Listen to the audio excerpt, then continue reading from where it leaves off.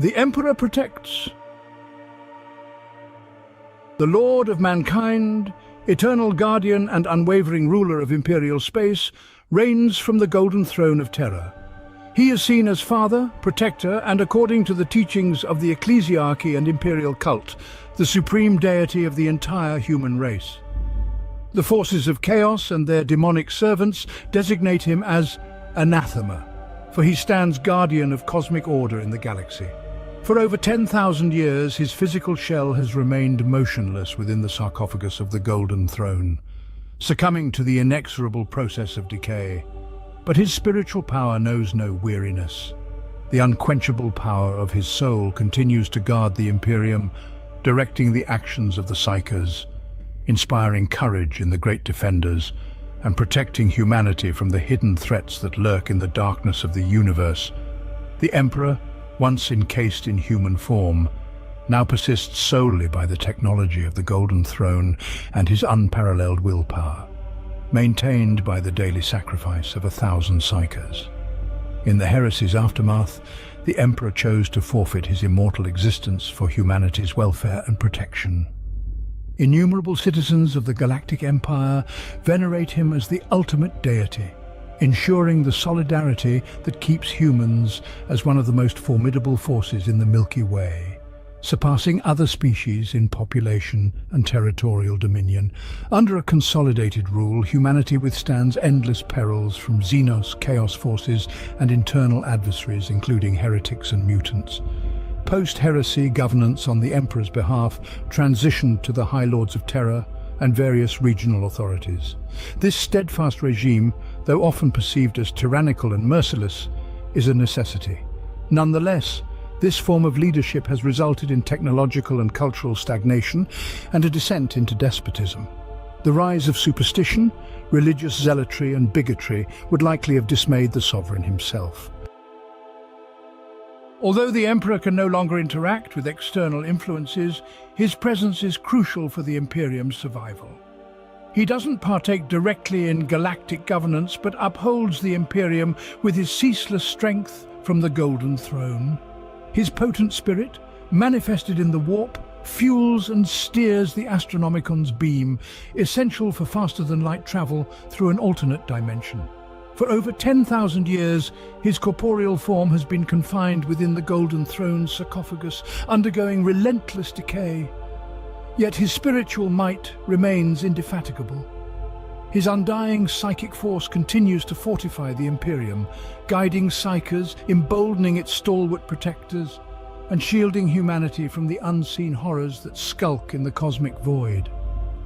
According to a particular hypothesis, the Emperor embodies the collective consciousness of early human Psychers, shamans from the Neolithic period, who were reborn into a single entity amidst the unholy realities of the warp. This event occurred before the four immense chaos forces had fully materialized and dates back approximately 8,000 years before the current era, in what is now known as Turkey. As humanity evolved, the Immaterium, influenced by the dark emotions deeply rooted in the collective subconscious, began to swell with turmoil. This disturbance led human Psychers away from their ability to reincarnate as their souls became prey for the warp's demonic entities upon death. This predicament threatened the extinction of human psionics, and without the shaman's guidance, humanity would succumb to chaos's allure, much like the Eldar's eventual fate. Faced with this existential threat, Earth's Psychers convened in a monumental council, deliberating salvation from their impending absorption by the Immaterium. They resolved to merge their essences, intending to reincarnate within a singular vessel, a unified consciousness they referred to as the New Man. Following this, 1,000 Psychers ended their lives with poison, their spiritual energies surging into the Empyrean, a psionic wave incinerating any demon in its path. From this indomitable blaze, a shared soul arose, and a year later, a child destined to become the Emperor was born on Terra. The Emperor's origins trace back to Anatolia, where he was born into a simple community of herders and cultivators, part of a family as typical as any other, with parents, siblings, and a life that was ordinary in all but one aspect. From the embryonic stage, the child exhibited extraordinary capabilities, altering his genetic makeup and physical constitution, bestowing upon him immortality and shielding his soul from demonic predations within the immaterium. As he matured, his profound psychic prowess began to surface. For 38,000 Terran years, he traversed the expanses of Earth, initially a silent observer of civilization's triumphs and tribulations. However, compelled by the potential he discerned in humanity, he soon took a more interventionist stance. Drawing upon his age-old wisdom, he disseminated advanced governance structures, agricultural practices, industrial foundations, and tirelessly worked to quell the scourge of war. Throughout these epochs, he operated with discretion, assuming the humble guise of an average individual, never betraying his extraordinary nature. The future emperor was a constant sentinel in humanity's journey, exploring every corner of the world, fostering cultural, religious, and scientific progress wherever he roamed. At times he adopted different persons, ascending as a revered leader, wise man, or even a savior during critical historical junctures. He has stood as a crusader, spiritual guide, and on rare occasions a messianic figure. Yet more frequently, he chose to exert his influence from the sidelines, serving as a royal counselor, mystical court figure, or pioneering scholar, always guiding humanity towards its destiny. The emperor, in his myriad disguises, often opted for modest, inconspicuous roles. However, some of his incarnations profoundly influenced historical trajectories and spiritual doctrines. In epochs of dire peril, he steered humanity on a precarious course, known solely to him, fostering prosperity. Yet the Empyrean's turmoil escalated relentlessly. Recognizing the nascent chaos force's sustenance on humanity's more extreme nature, the future emperor endeavored to instill peace and equilibrium on ancient Earth. Regrettably, he couldn't expunge inherent human propensities such as ambition, dissent, battle lust, or self-satisfaction. Not all endeavors of this new man bore fruit. Some wisdom seeds either lay dormant or sprouted into grotesque aberrations, spawning ages of strife and warfare. The burgeoning entities of the warp, sensing the stir of one they would later brand anathema, acknowledged his efforts to curb their ascendancy. These malignant, immaterial forces, not yet fully sentient, perceived the future emperor as their paramount adversary.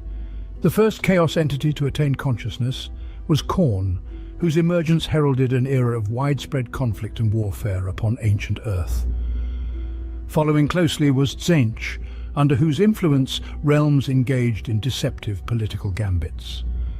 With the awakening of Nurgle, the third Chaos God, pestilence raged worldwide, reaping countless lives to glorify the nascent Lord of Decay. Each Chaos Lord's rise imprinted on humanity, reflecting their particular aspect of the human psyche. And each posed a unique and horrific challenge that the Emperor had to contend with in his long-hidden guardianship of mankind. As the European Middle Ages drew to a close on Terra, only Slaanesh, the fourth Chaos God, remained dormant within the warp, awaiting its eventual awakening by the reckless Eldar race a millennium later. With his psychic prowess growing, the new man, the future Emperor, gained increasingly vivid premonitions of the grave perils facing humanity in the cosmic expanse. He committed himself to vigorously defending his species and guiding it towards a destiny where Terrans would reign supreme in the galaxy. During the waning centuries of the Dark Age of technology, there was a significant surge in the birth of mutants endowed with the Psyker gene, granting them access to the formidable energies of the warp. This proliferation of unbridled psychic individuals precipitated catastrophic repercussions, plunging humanity into the bleakness of the Age of Strife. It was in this era of chaos and fragmentation that the future Emperor recognized the necessity for a more direct, overt intervention in human affairs. Following the Eldar's downfall and Slaanesh's subsequent emergence at the 30th millennium's close, the tempests that had barred solar system egress and hindered interstellar discourse finally abated. Seizing this pivotal moment, the Emperor resolved to personally steer humanity's course, vowing to salvage the species from the brink of annihilation. It's pertinent to note that within the contemporary Warhammer 40,000 lore, the origins of the Master of Mankind remain enigmatic, with scant information available regarding his existence pre-unification. However, there is no contention concerning the Emperor's immortality and unparalleled capabilities. The earliest extant imperial records referencing the Lord of Humanity date back to the tumultuous final centuries of the Age of Strife, marking his emergence as a pivotal figure in galactic history. However, these accounts merely skim the surface of the myriad theories swirling around the Emperor's genesis. One particular narrative posits that the Master of Mankind first drew breath along the banks of the river Sakarya, within a humble Stone Age hamlet situated on the Anatolian peninsula, amidst a family of ordinary humans. Tragedy struck early in his life when his father fell victim to fratricide. As the young child engaged in the solemn preparations for his father's archaic interment rites, he was besieged by a vivid, unbidden premonition of the fraternal betrayal.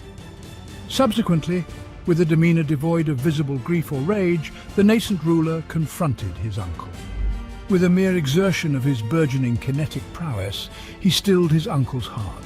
The Emperor, reflecting upon this pivotal juncture, professed that it was this defining moment that crystallized his understanding of humanity's intrinsic need for structure, legal in the annals of history. It is chronicled that the Emperor triumphed in unifying terror at the close of the 30th millennium. Horus, recounting his inaugural encounter with his progenitor, alludes to the latter's childhood spent in Anatolia.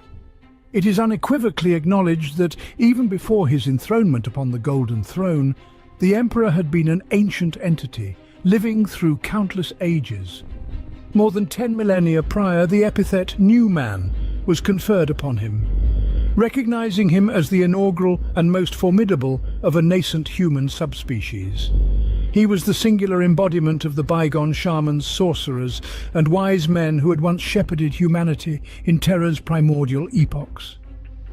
Throughout his upbringing, the Emperor's consciousness reawakened memories from thousands of past lives, amalgamating this vast reservoir of ancient wisdom with his continually accruing experiences, ity and stewardship, to actualize their full collective potential.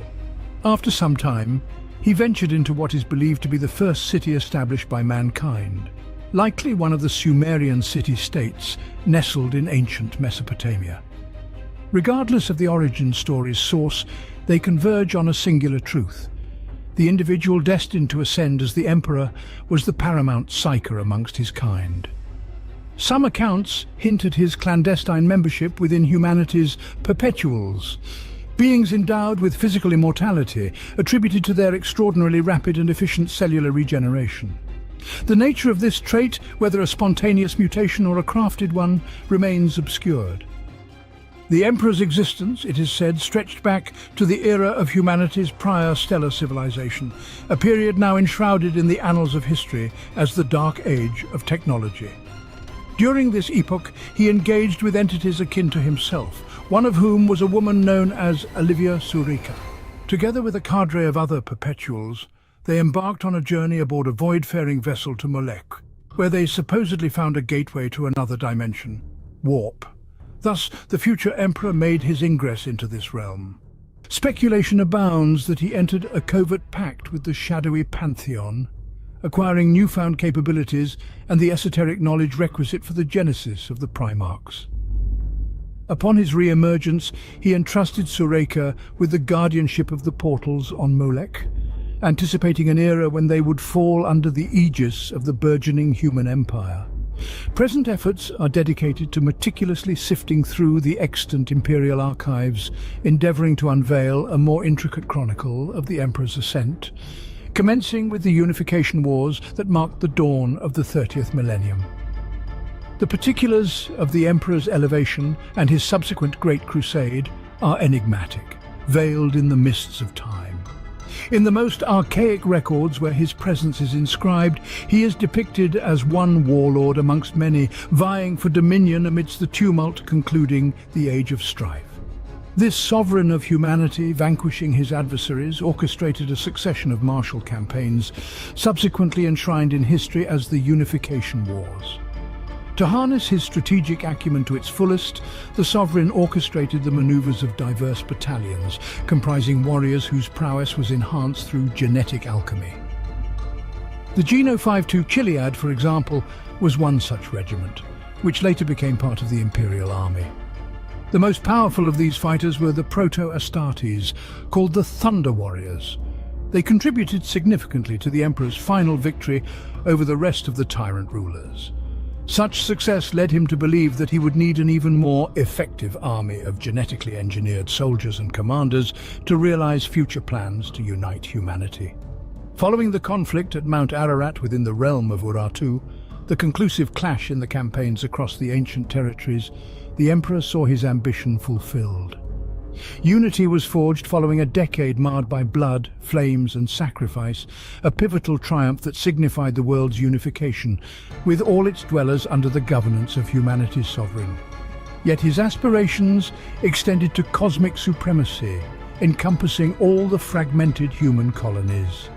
He acknowledged that realizing such a grand vision necessitated choices of severe, perhaps even unethical, nature. The Thunder Warriors, having served their purpose, posed a threat in a time of peace. Thus the Emperor decreed the extermination of any remaining warriors, paving the path for their successors, the Primarchs and the Legiones Astartes. In the official narrative propagated by the Imperium, all Thunder Warriors met their end valiantly in the fray near Mount Ararat, with the mightiest among them, Arictaranis, hoisting the Emperor's standard in a final gesture of triumph and unity before succumbing. In truth, the Emperor's endeavour to obliterate these fearsome combatants from the annals of history fell short. During the slaughter, referred to by the Thunder Warriors as the culling, several evaded their destined demise, among them Arictaranis, destined to influence the future of the Emperor's realm. Unwavering, the ruler of mankind set forth on his visionary quest to shield and uplift humanity, journeying through the disgraced stars to unify all human strongholds beneath the protective mantle of the emerging Imperium of Man. Venturing into the cosmic unknown, he initiated a monumental campaign, the Great Crusade. In the aftermath of Terra's unification, the Emperor established a division of astro-telepaths, known as astropaths, ensuring psychic interplanetary communication within his forthcoming realm. He proposed constructing the Astronomicon, a potent psychic beacon energized by his own formidable essence and will. This pioneering navigational aid profoundly enhanced the safety of traversing the vast, unpredictable voids of space.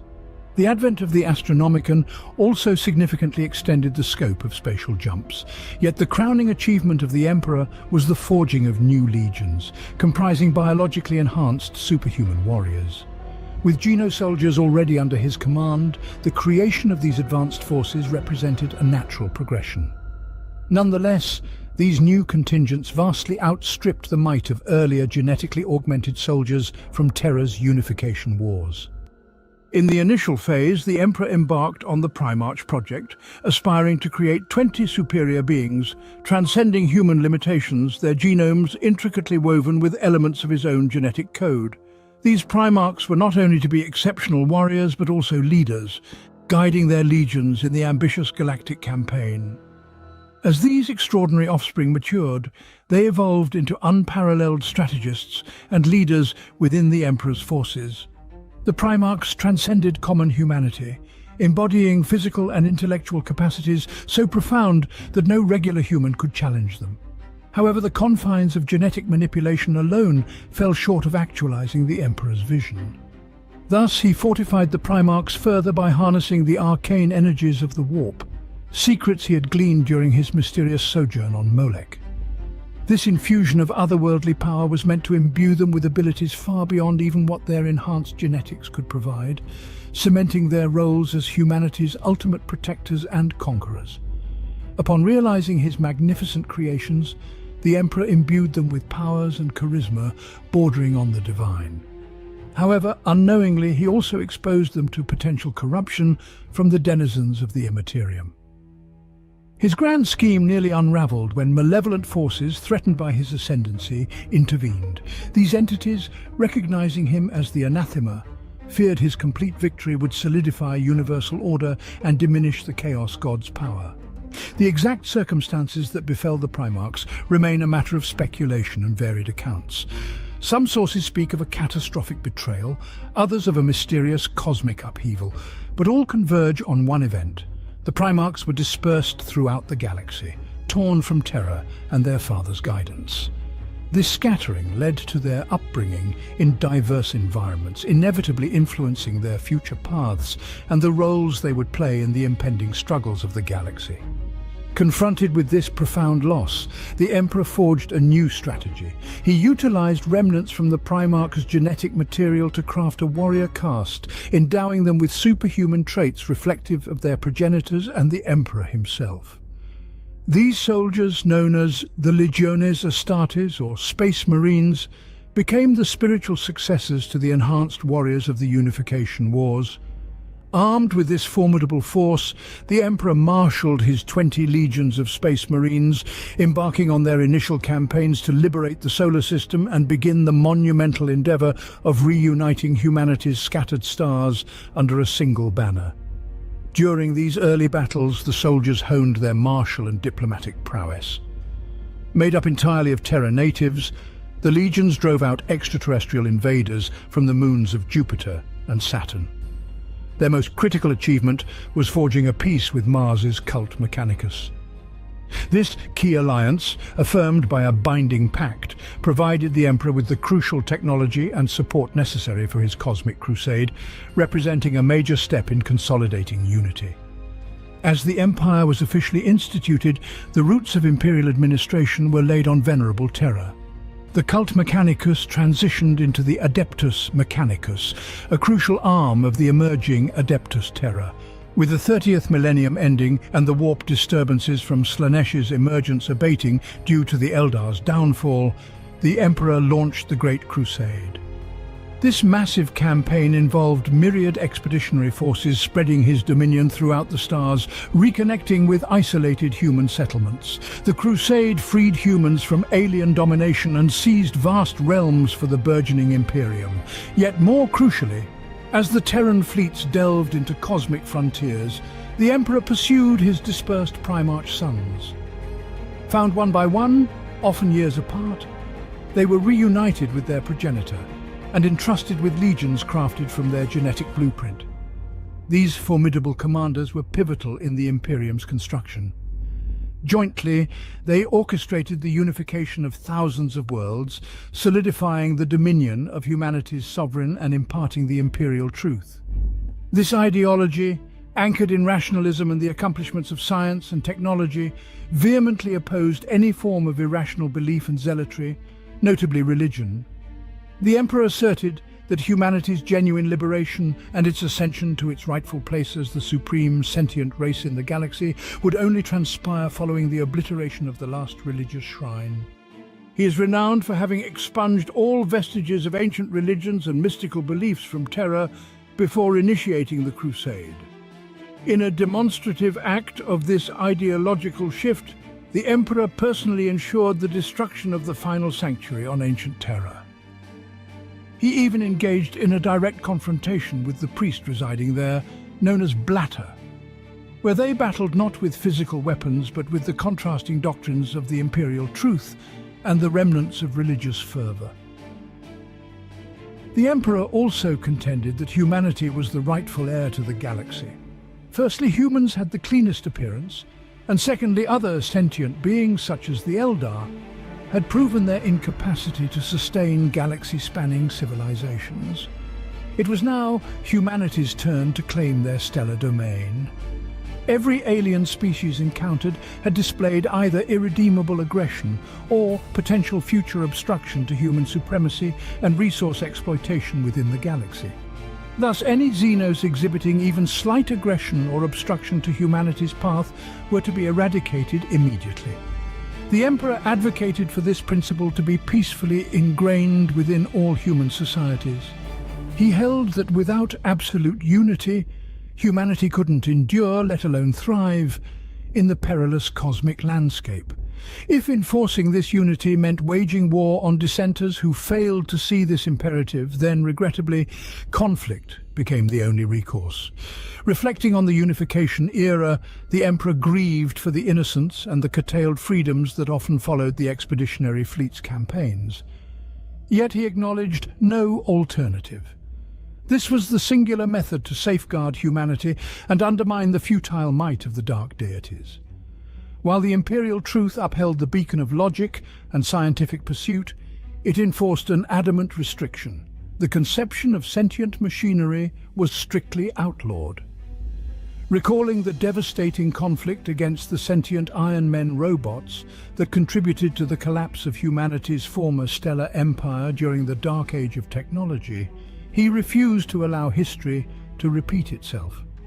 Consequently, when the Great Crusade encountered civilizations in the galactic void that relied on artificial intelligence, they were obliterated as prospective menaces to the burgeoning Imperium. Additionally, as the Crusade progressed, apprehension grew regarding the use of psychic powers among humanity's emissaries and combatants. Even the Emperor, the most psychically endowed human ever known, viewed the proliferation of psychic mutations with profound unease.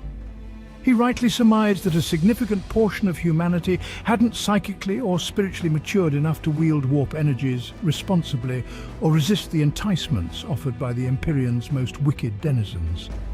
As the Imperial forces continued their galactic conquest, they increasingly encountered worlds subjugated by enigmatic powers and so-called sorcerers, individuals wielding inexplicable abilities. Indeed, these individuals were adherents of the Chaos cults, wielding powers granted by the demonic entities of the Immaterium in their battles against the Emperor's forces. Notably, their psychic talents bore striking resemblance to the unique capabilities of the Thousand Sons Legion. This similarity didn't go unnoticed, particularly by Mortarion of the Death Guard and Leman Russ of the Space Wolves, who voiced their criticisms. Mortarion, who had confronted sorcerers on his native world of Barbarous, was intimately aware of the warp's perils.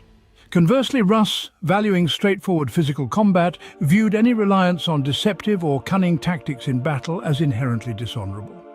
To him, the Thousand Sons' delve into forbidden sorcery was an abomination, fueling his vehement advocacy for a complete prohibition of psychic practices within the Imperium. His disdain for what he perceived as dark sorcery was profound, and he campaigned aggressively against the sanctioned use of any psychic abilities. Russ's stance was heavily shaped by first-hand experiences during collaborative missions with Magnus's Legion. The internal division had escalated, jeopardizing the nascent Imperium's cohesion. Consequently, the Emperor convened a monumental council, seeking a definitive resolution. Delegates from opposing factions converged on Nicaea, poised to present their cases before the adjudicating Emperor, enthroned in an archaic amphitheatre amidst a vast assembly. Leading the prosecution were the witch hunters, including the enigmatic Sisters of Silence. They recounted a litany of heinous transgressions perpetrated by sorcerers, future servants of the entity, later known during the heresy as Chaos. Their testimonies highlighted abominable mutants forsaken of their humanity, power-lusting individuals exploiting their abilities for nefarious ends, and cult adherents. The gathering was also starkly reminded of the catastrophic havoc wrought by unrestrained or demon-infested psychers during the tumultuous initial epochs of the Age of Discord. The powerful Primarch Magnus the Red took over the protection of the Psi abilities. His presence was awe-inspiring, but when he began to speak, his words held an irresistible power unique to the Emperor's sons. The Scarlet King argued that knowledge could not be inherently evil, and any pursuit of new discoveries was noble if the seeker remained the master of his knowledge, not its slave. Magnus pronounced with confidence that his legion, the Thousand Sons, had fully mastered the mysteries of the Psi disciplines, and for them there is no unknowable. They serve humanity, not seek to enslave it. At the end of his speech, Magnus pleaded with the Emperor not to ban Psi abilities, but to support their development for the good of the Empire. His impassioned speech divided opinion at the Council of Nicaea, despite the strong arguments of the opponents of Psi powers. When Magnus finished, the tension was at its peak. The Emperor nodded favorably, and silence reigned. Among those present were powerful Astartes psionics supporting Magnus. One of the young epistolarians spoke, comparing psionics to athletes whose talents should be developed, not feared. He argued that psi abilities were not a threat in and of themselves and could be used for both good and evil. However, despite the persuasiveness of their words, the Emperor made a decision that drastically changed the Empire's policy on psi abilities. He banned the use of psi abilities except for those necessary for the functioning of the Empire, such as navigators and astropaths. These individuals were subjected to strict control and training. The Emperor also ordered the Primarchs to disband all psi structures in their legions and to stop the development of psi abilities among the Astartes. This decision was prompted not only by the debates at the Council, but also by the Emperor's personal frustration with Magnus, who was found to have continued to engage in forbidden practices, thus violating his father's directives. These events are described in the heretical chronicles, and they were a turning point in the history of the Empire. During the Council of Nicaea, psionic warriors in the Space Marines were forbidden to use their psi abilities.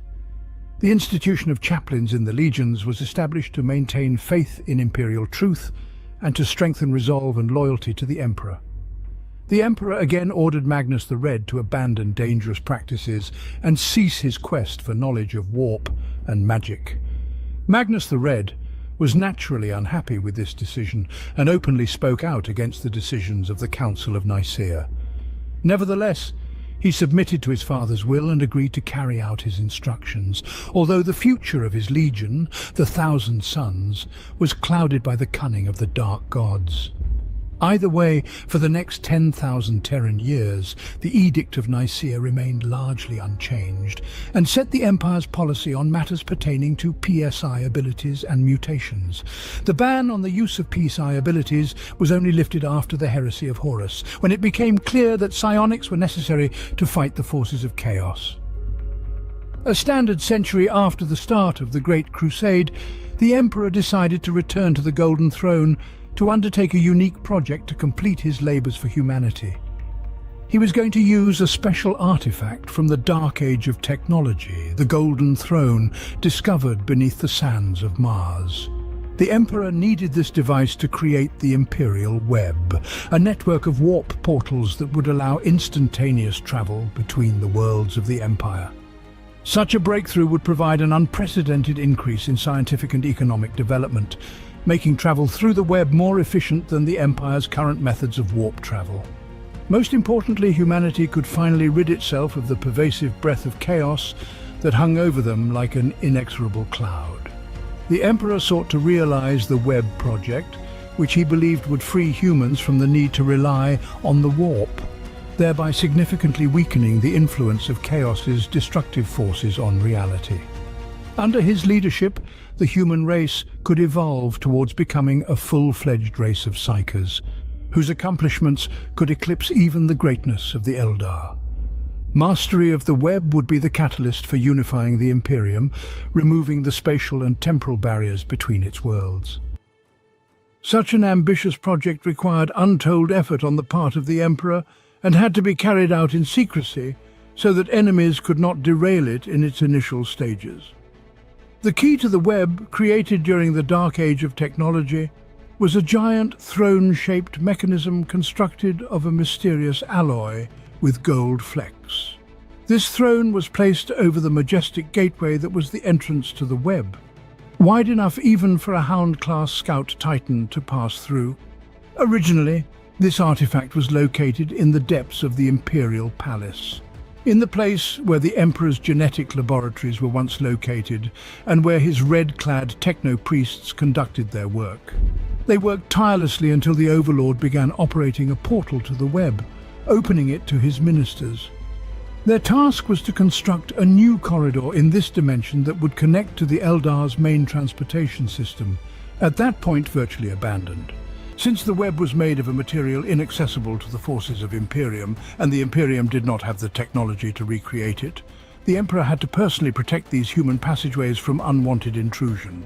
This obliged him to remain on the Golden Throne at all times, which eventually led him to turn over control of the Crusades to his primarchs and focus on the project. The emperor made the decision to step back from direct leadership of the war effort after a monumental victory for his troops in one of the largest battles. The Imperium did not face a more serious threat until 10,000 years later, during the Third War of Armageddon. Abandoning the Great Crusade, he handed over command of all military operations to his most gifted and favorite son, Horus, the first of the Primarchs, found on a dying planet so close to Terra that it didn't require warp drive to reach it. Horus, who had been at the Emperor's side the longest, had earned a special respect and trust over many standardized decades that surpassed that of the other Primarchs. At the beginning of the Great Crusade, they had fought shoulder to shoulder as father and son. The Emperor once saved Horus's life during an assault on a hostile world, and Horus repaid the favor during the liberation of another city. The battle in which the Emperor defeated a powerful orc warlord from the Black Fist clan was particularly memorable, and Horus's legions, known as the Moon Wolves, actively participated in this battle. After such exploits, it was no surprise that the Emperor appointed Horus to lead the crusade in his absence, bestowing upon him the unique title of War Master. The Emperor declared that the time had come for his sons to prove themselves in strategic thinking and military cunning. He organized the Council of Terra, imposed imperial taxes, and expanded the power of the civil government and bureaucracy, including the Adeptus Administratum. He then secluded himself in his palace, continuing to work in secret on the Golden Throne and the strategy for invading the web of Eldar. Success in this would allow humanity to seize control of a portion of this cosmic highway. However, the Emperor did not explain his reasons for withdrawing to Terra and transferring power to the Primarchs, veterans and the aristocracy, which the Primarchs for the most part had neglected. These moves laid the groundwork for future conflicts, especially since the Emperor put Horus in charge of his brothers, effectively forcing them to follow the War Master's edicts. The ambition, pride and jealousy of the Primarchs opened the doors of their souls to the Chaos Gods, warping the minds of many of them and leading to the terrible events of the Horus heresy. These changes caused discontent among many of the Emperor's subjects, especially his genetic heirs. In the ensuing years of the Great Crusade, Horus, the Emperor's most trusted son, fell under the influence of chaos, but the foundations of his betrayal had been laid decades earlier by the dark forces of chaos and their minions. Numerous planets throughout the galaxy preserved ancient legends of mystical journeys to sacred places where mortals could meet with divine entities. One such planet was Colchis, home of Lorgar and his 17th Legion, where these beliefs were particularly deep. The possibility of encountering divine entities has proven to be real. Those who venture on such a journey can learn the truth about the universe, the discovery of powerful spirits known as the gods of chaos ruling their realms. His thirst to understand the reality of the deities worshipped on Colchis in the past was the reason for his wanderings. In search of answers, he, accompanied by warriors of the Order of the Gathered Sun from the 1301st Crusade Expeditionary Fleet, travelled to the edges of space then known to mankind. At that point, he had not yet been enslaved by chaos, but had already abandoned the idea of the Lord of Men as a deity, which had been brought about by a severe humiliation on Monrakia, 43 years before the Horus heresy began, when the Emperor personally arrived to punish him for his worship. The Emperor, adhering to the principles of the Carriers of the Word, expressed his frustration at the 17th Legion planting a cult of personality on conquered worlds, which was at odds with the atheistic tenets of imperial truth. Using his psychic powers, the Emperor forced the Primarchs to bow down against their wishes, stating that only the 17th Legion had failed him during the campaign. After this incident, they were put under surveillance. The Emperor left a select few warriors behind to monitor their every move and make sure they stayed true to their course. Unable to bear such an insult, and at the urging of his confidants, Lorgar Aurelian decided to go on a pilgrimage. His goal was to determine if the gods of Colchis really existed, and if so, whether they deserved the faith and service of the bearers of the word. He is convinced that the Emperor is wrong to reject the natural human desire to believe in the divine and seeks to find those entities that are truly worth honoring. The word-bearers have tirelessly sought knowledge of ancient truths and places where the divine and mortal can merge.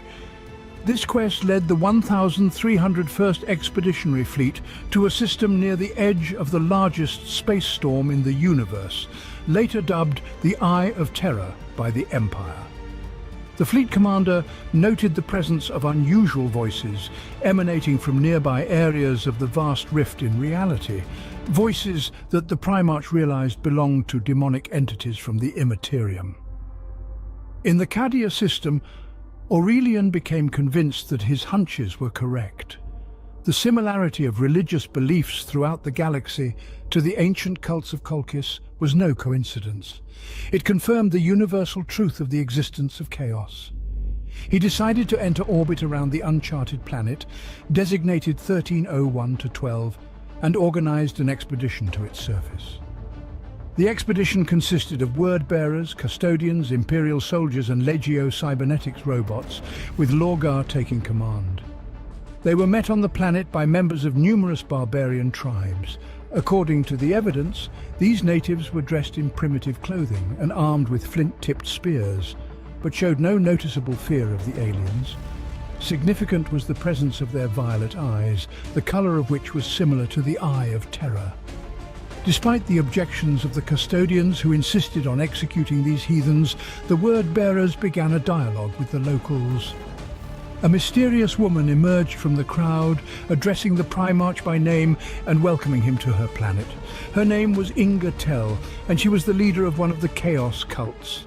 This priestess became Lorgar's guide on the path of spiritual enlightenment, which was effectively the beginning of his slide into heresy. Subsequently, the priestess performed a mystical ritual, transforming herself into the demonic ruler Ingitel the Exalted. In this new guise, she ascended to the command bridge of the Song of Orpheus, the ship of the 1,301st Expedition, and pointed the way into the depths of a terrifying cosmic anomaly. The warriors of the Order of the Golden Sun explored ancient worlds inhabited by a variety of creatures, where they encountered relics of the fallen ancient empire. The demon told them of the birth of a dark deity resulting from the intemperance of the Eldar, but withheld the whole story. The demon claimed that the Eldar had not passed their probationary period because they had not recognized the primordial truth and worshipped chaos.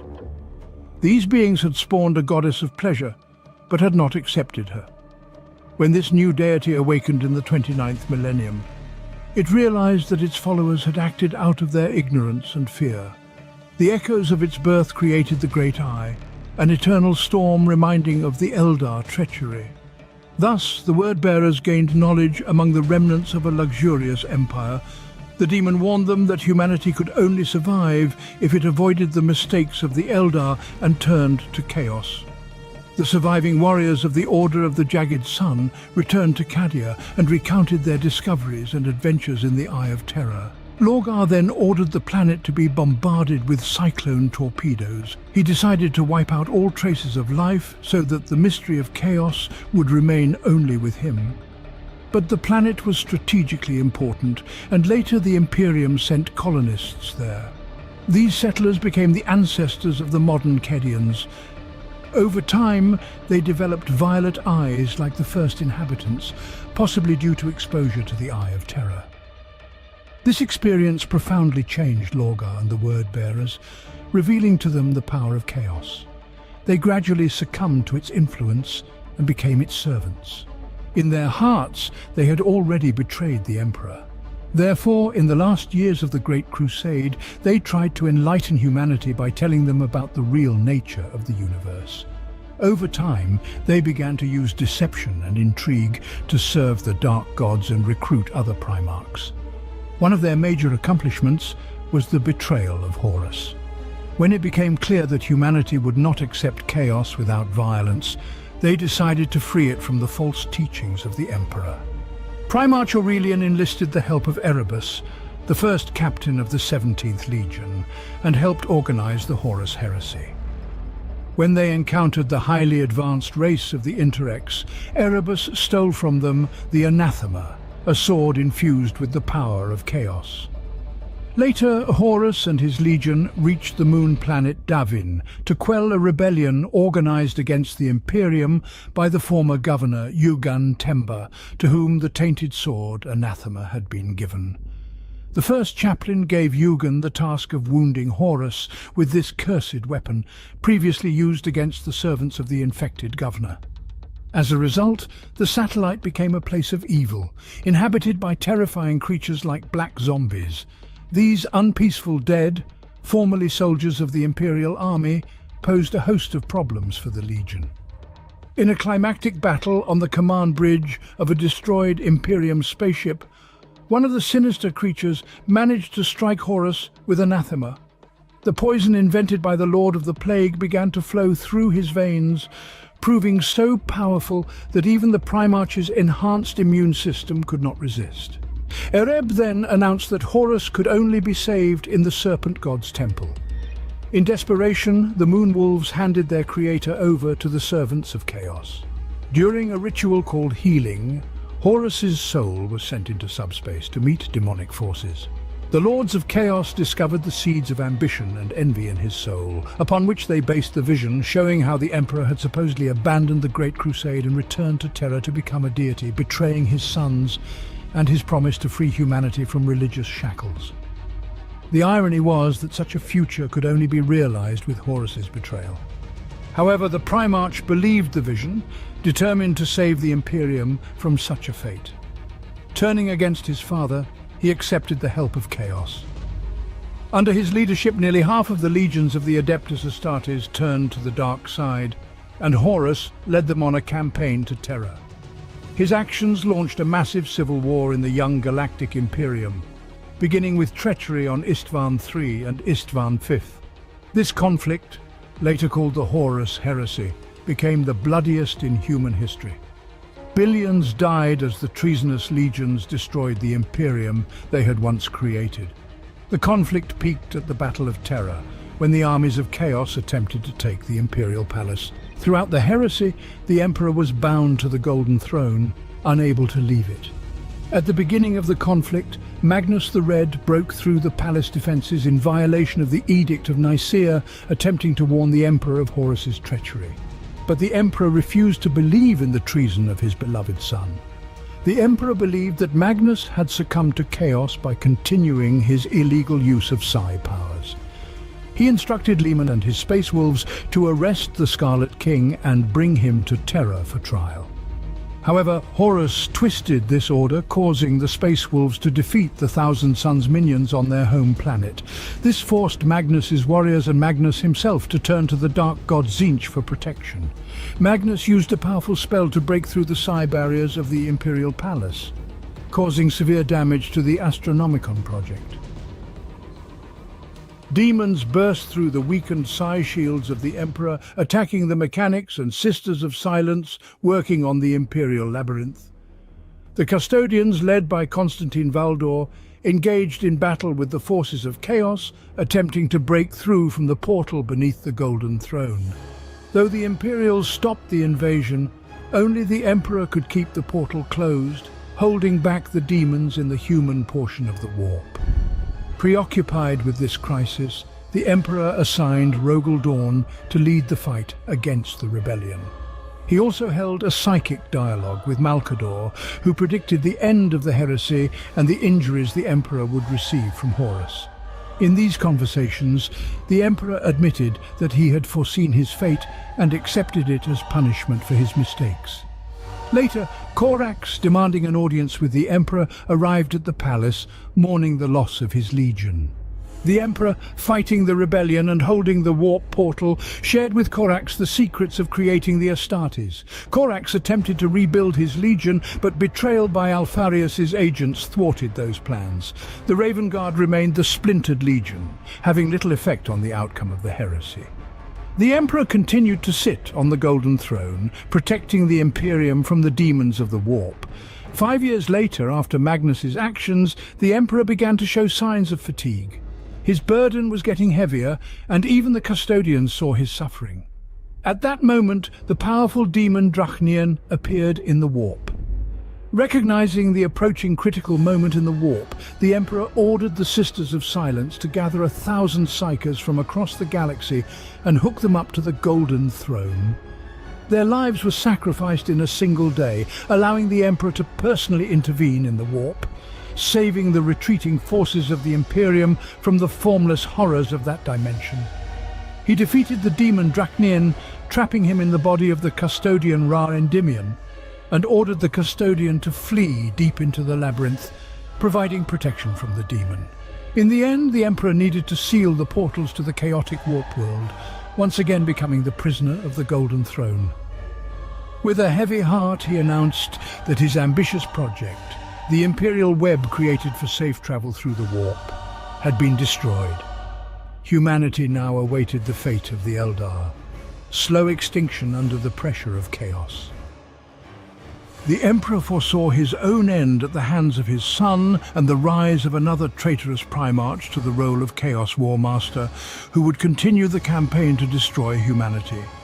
He bitterly recognized before the custodian Diocletian Chorus that the Imperium, the symbol of human will and might, was doomed, whether its struggle lasted a year or 10 millennia. The Emperor recognized that even he did not possess the answer to saving humanity from its imminent fall. The culmination of the heresy came 7 years after the betrayal began, when the traitorous forces laid siege to Terra. Bound to the Golden Throne, the Emperor could only leave it for moments, when he was replaced by the loyal Malcador. Realizing that the shield on Horus's flagship was down, the Emperor realized the final battle was coming. He decided to answer the challenge, seeking to end the war in one decisive blow. Leaving Malcador to rule the Golden Throne and defend the Imperium from the threats of the warp, he personally led a detachment of Astartes against the traitor's army.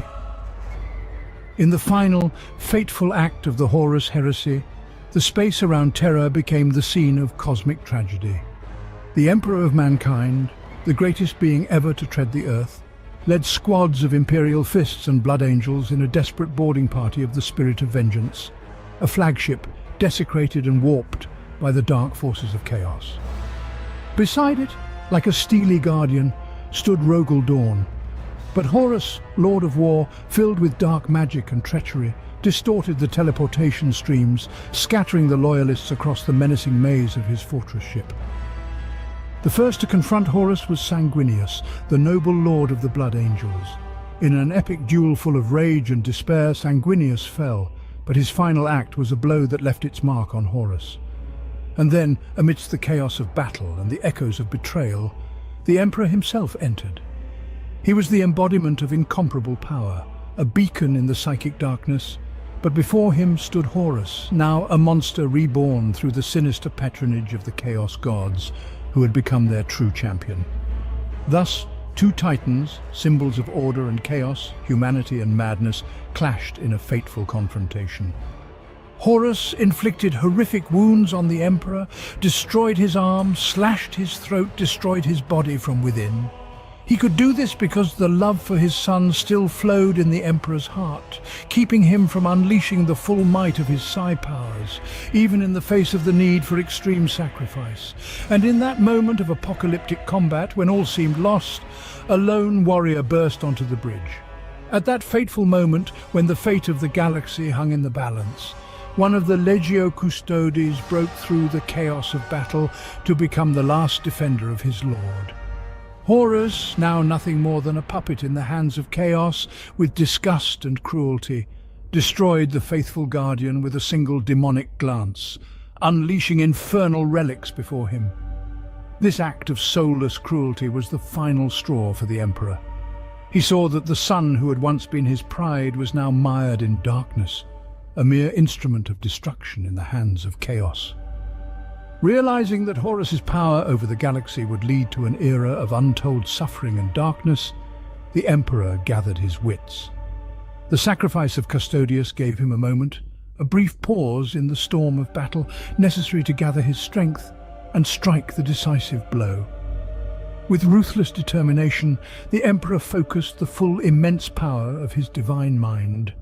unleashing a smashing blast of psychic energy that pierced even Horus's reinforced Terminator armor. This blow didn't just destroy the warlord's body, it erased his soul from the very fabric of reality, preventing any attempt by Chaos to resurrect him. In his final moments of existence, Horus, whose soul had been enslaved and mutilated by Chaos, experienced a fleeting awakening. In that brief moment of clarity, he saw the horror of his deeds and felt gratitude to his father for freeing him from his eternal slavery to the dark gods.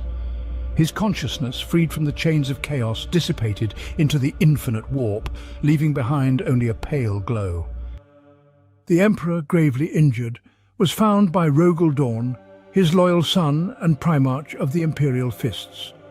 Dawn discovered his father, the Emperor, bathed in blood and grievously wounded. He transported the Emperor to the palace, where, it is said, Malcador the Sigillite, having stepped off the golden throne, simply turned to dust. The regent had expended all his physical and mental reserves to keep the portal to the webway sealed, until the return of the Master of Mankind with a spirit of vengeance, and to provide the Emperor the strength to ascend the throne. In his dying moments, the Emperor swiftly instructed how the Golden Throne should be reconfigured to transform it into a sophisticated, life-sustaining device, capable of maintaining the Emperor's ravaged body on the brink of death for millennia. After the necessary modifications, he was placed within this updated version of the device, aided by the mechanisms of the throne. The Emperor could also sustain the Astronomican's beacon and combat the influence of the dark gods. For this, his mind required daily nourishment of psychic energy from the sacrifice of 1,000 psykers. Thanks to these sacrifices, the Master of Mankind continued to maintain the barrier against the demons attempting to breach from the webway and to resist the taint of chaos throughout the galaxy. The Emperor rapidly weakened, and before the Adeptus Mechanicus activated the systems of the modified throne, he managed to give one final brief set of instructions. He was then placed in a continuous stasis, which has persisted for over 10,000 years. Only the consciousness of the Master of Mankind remains active in the Materium, while his lifeless body slowly decays, ensnared by the throne's intricate machinery. These events, embodied in the sacred texts and beliefs of the Imperium cult, have become the foundation of the spirituality of the Imperium, approved in the 32nd millennium as the official religion guiding the faith of billions. With each sunset, the lives of thousands of psykers fade, their essences drying up, sustaining the Emperor's endless vigil on the Golden Throne. In the depths of space, the black ships sail across the stars like messengers of death, gathering psykers doomed to sacred sacrifice. Adepts of the Administratum, guardians of this grim lot, seek them out across the galaxy, luring them with promises of service to the God Emperor. Their lives a necessary payment for the safety of billions. Those who refuse to accept their fate are led to believe that their existence is a threat to all around them, and only through sacrifice will they find redemption. If persuasion fails, their will is broken, binding them to machines that brutally drain their life force to maintain the Emperor's eternal vigil. The Emperor, imprisoned in his golden mausoleum, is tormented with endless agony, longing for the rest he so desperately needs. But his unbreakable will, his boundless love for humanity, keeps him on this agonizing path. He is the last bulwark standing between order and chaos. If he dies, the light of the Astronomicon will fade, and ships roaming the warp will be lost in darkness, left to the mercy of the formless horrors. Without his light-giving presence, the Imperium would collapse into chaos, torn by internal conflict and civil war. This unyielding dependence on its life force, this desperate desire to keep it alive in this world, became the basis of an unwavering belief in its divinity. This credo, upheld by the imperial cult, is a beacon to the billions of souls wandering among the stars. In the heart of the Imperium, among its myriad legions, only the Space Marines guard the Emperor's true will, rejecting the blind religiosity that has enveloped the galaxy. They remember him as the great conquistador and architect of humanity, but do not submit to the idolatrous cult that has repeatedly caused clashes with the dogmatic ecclesiarchy and the ruthless Inquisition. But at the end of the 41st millennium, the galaxy trembled, engulfed by chaos on the greatest scale since the Horus Heresy. Abaddon's 13th Black Crusade rained down upon the stars, Cadia fell, and the great rift opened, dividing the heavens. But in this age of despair, a star of hope has flared again. Robout Guilliman, Primarch of the Ultramarines, has returned. Rescued from 1,000 years of anabiosis by the magic and ancient technology of Archmage Cole, he has risen to lead his people once more. Guilliman, the last of the Emperor's sons, arrived on Terra where, through the ages, he met his father. What happened between them is shrouded in mystery. But the world has seen Guilliman, reborn and strengthened, assume the mantle of Lord Commander, becoming the protector and guide of humanity in its darkest hour. In his hands now is the sword of the Emperor, a sacred weapon of bygone eras, holding a spark of divine power that has been preserved in the shrines of Mars since the betrayal. With this sword, a symbol of power and hope, Guilliman enters the age of Indomitus, leading the Imperium through the Great Night or Noctis Eterna, confronting all that threatens the human race. Across the starry expanse, Robout Guilliman led a new crusade, led by the mighty Primaris, a new generation of warriors created to combat the threats besetting humanity. At the same time, the cosmos was illuminated by the appearance of saints, whose strength and will seemed to be directed by the Emperor himself. Among them was a young man, whose psychic aura became a beacon for the stars, and a girl like an angel, who with her voice could dispel darkness, dry up demons, and inspire hope in despairing hearts. But shadows of doubt and fear crept into the hearts of the faithful, for at the sunset of M41, the guardians of ancient technology, the Adeptus Mechanicus, stood before the High Lords of Terra with a terrifying revelation. The Golden Throne, the majestic mechanism that sustains the life of the Emperor, is cracking. The knowledge needed to restore it has been lost in the sands of time, and unless a miracle occurs, the light that has kept the predatory teeth of chaos in darkness for so long will be extinguished forever. Fate, ironically, had turned against the Emperor, the great educator who had sought to free his children from the chains of ignorance and superstition. Now he himself became an object of worship, the embodiment of the divine in the eyes of those he sought to liberate.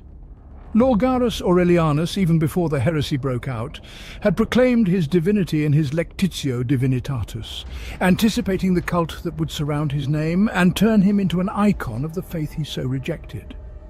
The Lectitio Divinitatus declared that only a divine being could unite the countless worlds of humanity under a single banner, spreading his power across the boundless expanse of stars. No mortal could possess such extraordinary wisdom, boundless compassion for his brothers and sisters, or astounding knowledge that revealed the secrets of the universe. The Lorgar doctrine resonated in the hearts of many, and cults exalting the Emperor to divine status began to form even before the Great Crusades were over.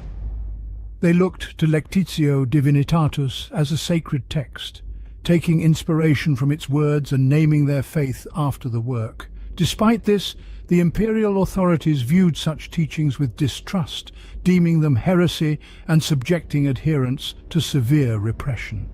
Lorgar eventually rejected his teachings and turned to the dark gods of chaos, but his words had already sprouted like seeds in the hearts of millions. In the age of the Horus Heresy, faith in the Emperor became a fortress and a light to many, a source of strength to resist the darkness enveloping the galaxy. This sincere reverence gave the defenders of humanity the power to resist the demonic forces of chaos. Centuries later, the scope of this worship expanded, and by the 38th millennium, numerous sects came together to form the imperial cult, which rose to the status of the dominant religion in the Imperium, an ever-burning star in the dark expanse of human history. Once the cult of the Emperor was officially established as the state religion by the High Lords of Terra, the spiritual needs of the masses were placed upon the shoulders of the mighty ecclesiarchy known as the Ecclesiarchy, or more formally, the Adeptus Ministorum. He who had once been a mere worldly ruler was now revered as the God Emperor, the only true deity of humanity. His will was interpreted and enforced by the High Lords. His laws were upheld and enforced by the Adeptus Arbites. His physical body and imperial palace were guarded by the custodians. The Inquisition, founded by his decree at the time of the Horus Heresy, grew into a powerful and autonomous agency, standing guard over the Imperium against threats from within and without. Although the Emperor strictly forbade the cult of personality during his lifetime, the belief of billions in his divinity gave him unparalleled psychic power. This was possible because the collective beliefs and subconscious desires of the vast human race are reflected in the warp, affecting the very fabric of reality. As the Ecclesiarchy states, the Emperor's imprisonment in the Golden Throne was not a defeat, but rather a triumph. His majestic spirit, freed from physical shackles, ascended into the warp to directly protect and lead his subjects. This is why the symbolism of the Imperium so often includes the image of a skull, symbolizing the Emperor's self-sacrifice for his people, regardless of their past. Now the Emperor has shone in the full measure of his divine majesty, becoming a force equal to even the mighty deities of chaos. His power is so great that he arguably rivals the combined might of all the dark gods, standing guard over cosmic order in our galaxy. Even in his current state as a powerful spirit rather than a living being, the Lord of Humanity continues to mysteriously communicate his will to select psychers through the mystical cards of the Imperial Tarot. Moreover, he establishes direct contact with his devoted servants, even those who do not possess psi powers but carry an unbreakable faith in their hearts, granting them visions and guidance in dreams. This sacred alliance is also a shield that protects humans from the vicious forces of chaos and its demonic servants. The Emperor is believed to have the ability to influence the material world in the most amazing ways. Many believers are convinced that the etheric storm that erupted in the Ultima segment, known as the Storm of the Emperor's Wrath, during the Age of Apostasia in the 36th millennium, was nothing more than a manifestation of his omnipotent will. It is the belief of many that his anger was caused by the usurpation of power by the despotic High Lord Gorg Vander. It is also believed that the Emperor's incredible power in the Immaterium is the last bastion against the onslaught of chaos. If his sacred spirit leaves the Golden Throne, chaos will break into our world, turning the entire galaxy into a nightmarish realm of madness like the Eye of Terror. And only a few of the highest echelons of the Inquisition know that within the sacred walls of the throne room, the Emperor has the power to directly manipulate reality itself, dominating time in the most unimaginable ways. In eternal agony, the God Emperor suffers, chained to his throne, powerless to express his horror at the degradation of the great Imperium. For 10 millennia, his majestic creation has failed to heal the wounds caused by heresy, chaos, alien threats, mutations, and betrayal from within. The centuries that should have been the golden age of humanity, the dream of the Overlord uniting his children, turned into an age of darkness. The Imperium, a fortress among the stars, is gaining stability, but at the cost of technological decline, mental stagnation, brutal repression, exploitation of the masses, insane xenophobia, and fanatical religious zeal. All those darknesses against which he rebelled have now intensified in his name, distorting his grand vision. But even in his tortured existence, he perseveres, fearing that without his eternal light, humanity will be consumed by darkness. Despite the rot that has engulfed his Imperium, he must survive. In rare moments of divine intervention, the Emperor guides the hand of his ministers, trying to bring a modicum of light into the lives of his subjects. He holds out a spark of hope while the shadows of the end times thicken and the vital mechanisms of the Golden Throne falter like a heart beating its last beats. This section covers topics whose canonicity is shrouded in a fog of doubt, leading to controversy and conjecture. One of these is the Eldar belief in a possible incarnation of the divine Ennead, Lord of the Dead. According to the beliefs of these ancient Xenos, a mysterious deity will rise in the network of their world ships from the moment the last Elder fall, giving way in the physical world. Today, the Inquisition ruthlessly condemns the doctrine of the Star Child as a heresy born of the cult of the pure birth. But the truth may be hidden behind the veil of mysticism. This hypothesis is built on two pillars of assumptions. The first is the belief that the soul of the Master of Mankind, crossing the boundaries of the Immaterium, will give rise to a new being, the Star Child, the forerunner of the future Emperor. The second statement concerns the direct bloodline of the Emperor, born during the 50,000 years of his existence, during which he, as legends say, founded many dynasties and left behind many descendants. His sons, heirs to fragments of his immortal genome, lack his majestic power, while his daughters, possessing awesome psi gifts, are often heralds of the future. If the Emperor was the galaxy's greatest psyker, his sons are blanks or zeros, hidden from psychic vision and immune to magical powers. There is a secret brotherhood in the depths of the Imperium known as the Illuminati, who have knowledge of the Emperor's descendants and the slowly fading flame of his life despite all attempts to keep the machinery of the Golden Throne alive. These keepers of secrets know the story of the fall of the Elder and the birth of the shadow god Slanesh, and may hold the key to the salvation or death of all mankind. The Illuminati, mysterious guardians of forgotten knowledge, struggle against the inevitable catastrophe whose shadows once consumed the Elder. They are well aware that if humanity succumbs to the destructive temptations of chaos, a new fifth unholy force of chaos may be born in the Immaterium. Its birth will tear the veils between worlds, plunging the galaxy into the chaos of psi storms reminiscent of the horrors of the Age of Discord. Hidden amongst humanity's star travelers are unique souls who have resisted demonic influence using only the power of their spirit. These chosen ones, known as Sensei, carry the blood of the Emperor within them. The Illuminati, following an ancient call, find them, revealing to them the veil of the mystery of their origins, and uniting them to fulfill a grand design. At the culmination of this cosmic ritual, when the physical shell of the Emperor on the Golden Throne is depleted to the point of exhaustion, the Sensei will sacrifice themselves, pouring their life force back into the source. This action will ignite the phoenix fire of the Emperor's rebirth, allowing him to rise up and once again stand at the head of his empire, free from the shackles of the Golden Throne. According to Illuminati beliefs, after the tragic battle in which Horus dealt the Emperor a fatal blow, the spiritual and physical beginnings of the Overlord were severed. His soul, stripped of its familiar shell, drifted into the Immaterium, leaving behind only a pale echo of his once majestic being, wandering aimlessly in the chaos of the warp. But if even a spark of his divine power still lingers, there is a chance that he may reincarnate and rise in the material world as a new incarnation. The ancient scrolls of the Illuminators contain the tale of the tragic rift that befell the Lord of mankind after a treacherous blow from the rebel in a fateful battle that divided him into spiritual and physical beings. His immortal soul, now only a pale reflection of his former power, dissolved into the boundless streams of Immaterium, leaving behind only a spark of divinity. This spark, like a ship in a stormy sea, wandered through the waves of chaos, struggling for survival in the merciless waters of space. But if even an echo of its greatness survives, there is hope for its full rebirth through a new incarnation.